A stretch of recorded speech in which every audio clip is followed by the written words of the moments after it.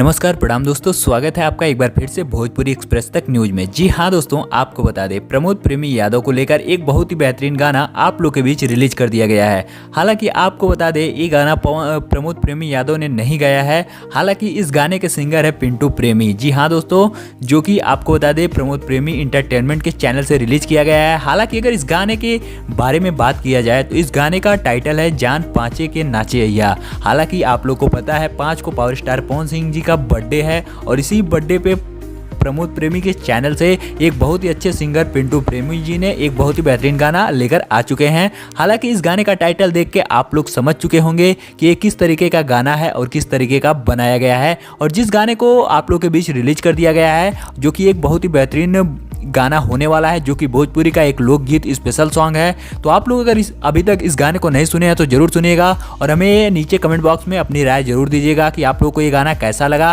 और आप लोग को अगर हमारी वीडियो पसंद आई हो तो इस वीडियो को लाइक करके चैनल को सब्सक्राइब करना बिल्कुल भी मत भूलिएगा, क्योंकि भोजपुरी से रिलेटेड कोई भी खबर होती है तो सबसे पहले आप तक हमारे चैनल से पहुंचाई जाती है। तो हमारी वीडियो देखने के लिए बहुत बहुत धन्यवाद। मिलते हैं फिर से किसी एक और नई धमाकेदार वीडियो के साथ। तो तब तक के लिए जय हिंद, जय भारत, वंदे मातरम।